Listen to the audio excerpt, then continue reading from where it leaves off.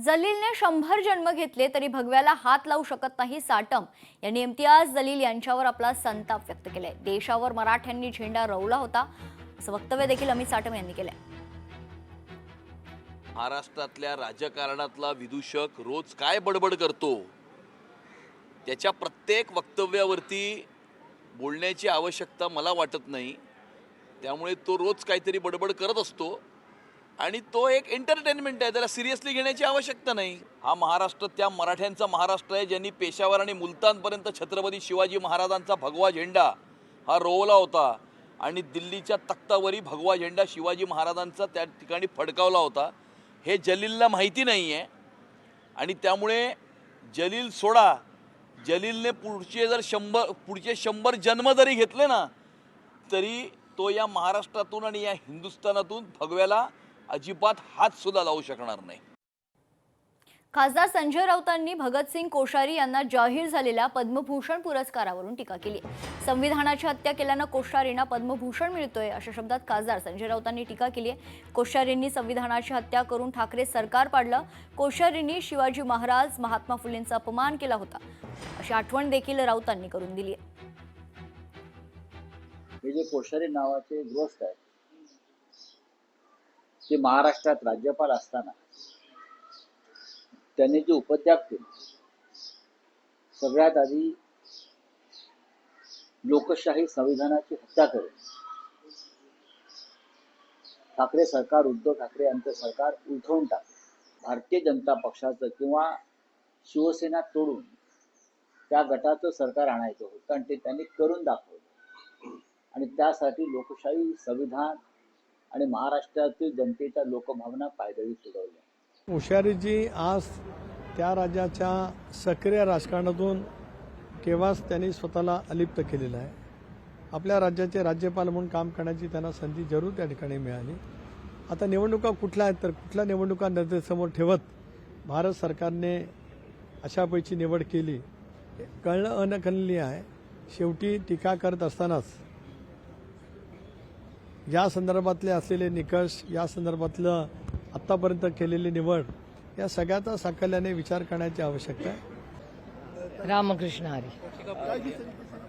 कारण का आम्हाला फार दुःख झालं होतं त्यावेळेस, म्हणजे ते जेव्हा महाराष्ट्रात होते। आज जरी आम्ही विरोधात, ठीक आहे, गव्हर्नर साहेबांचा एक वेगळा मान असतो, पण त्यांच्या काळात त्यांनी जी म्हणजे ज्यांना आमच्या देवाचा मान आहेत, आम्हाला आमचे श्रद्धास्थान आहेत असे महात्मा ज्योतिबा फुले आणि सावित्रीबाईंबद्दल वगैरे ज्या कॉमेंट्स केल्या ना, त्या आम्हाला वेदना देऊन गेल्या। त्यामुळे ते एक मनात नेहमी तेवढी कटुता आणि दुःख हे आयुष्यभर राहील। कारण का ज्यांचे आपले श्रद्धास्थान आहेत त्यांच्याबद्दल अशा कॉमेंट्स करणं हे चांगलं नाही हो, आणि एका वयस्कर आणि पदावर असलेल्या माणसाने, त्याच्यामुळे आम्हाला खूप वाईट वाटलं।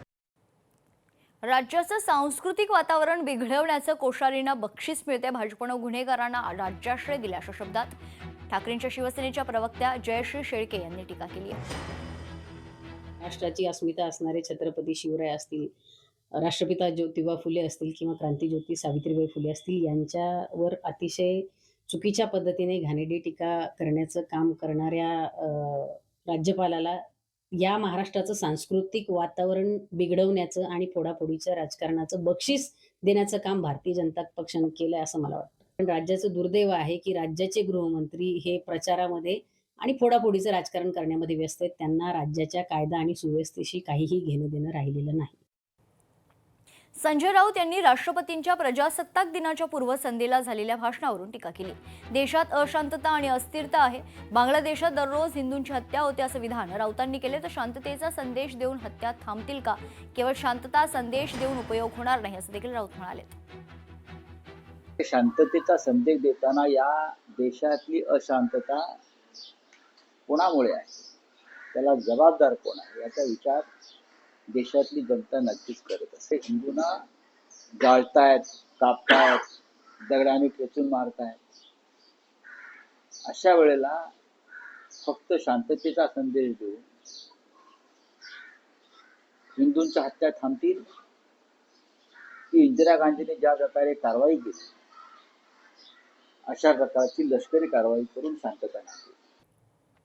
निवडणुकांमध्ये सत्तेचा गैरवापर होत नाही, चंद्रकांत पाटलांकडून विरोधकांच्या आरोपांचं खंडन करण्यात आले. ईश्वरपूरमध्ये हरलो हा आमचा मोठा पराभव आहे असं विधान देखील चंद्रकांत पाटलांनी केले. सत्तेचा गैरवापर करतो आम्ही याचा आरोप करता नाही. ईश्वरपूर जिंकलीच ना तुम्ही, मग करायचं तर तिथे पहिलं गेलं असतं. कारण मी हे मानतो की बा आम्ही जिल्ह्यामध्ये जिंकलो पण ईश्वरपूर हरलो हा आमचा मोठा पराभव आहे. पहिले तर सगळे सत्तेचे गैरप्रकार तिथे गेले असते. किती मेट्रोपासून प्रोजेक्ट, अटल सेतूपासून प्रोजेक्ट की ज्याची पायाभरणी पण मोदीजींनी केली, पायाभरणी पण देवेंद्रजींनी केली, उद्घाटन पण त्यांनी केलं. मग लोकांना विश्वास होता अरे काय देश बदलत चालला. मग मतदान लोक करतात. जालन्याच्या वाढत्या गुन्हेगारीला गुन्हेगारच जबाबदार आहे. मंत्री पंकजा मुंडेंनी यांच्या खरं तर वक्तव्यामुळे आता भुवया उंचावल्यात. जालन्यातील लोक गुन्हे करतात असं विधान मंत्री पंकजा मुंडे यांनी केलं. क्राईम करणारे जालन्यातलेच लोक आहेत ना, बाहेरचे ते येऊन क्राईम करते आहेत. तर त्याला जालन्याची व्यवस्था पूर्ण आपण करू. फक्त एवढंच माझं पत्रकारांना म्हणजे विनंती आहे की आपण प्रश्न विचारत असताना आपण ज्या भागाचे आहोत त्या भागाची अनावश्यक बदनामी तर होत नाही ना ह्याची काळजी घेतली पाहिजे. मी बीडच्या लोकांना हे समजवलं. आज ते म्हणजे केवळ प्रश्न विचारणं आणि काहीतरी सनसनी करणं हा विषय नाहीये. आता जालन्यामध्ये जर काही गुन्हेगारी होत असेल तर ह्याचे जबाबदार कोण आहे? तर गुन्हेगारच जबाबदार आहेत. कोण जबाबदार आहे? आणि त्यांच्या पोलीस पूर्णपणे त्यांना व्यसन घालतील. लोकशाही मराठी ऐका, पहा, जागरूक रहा.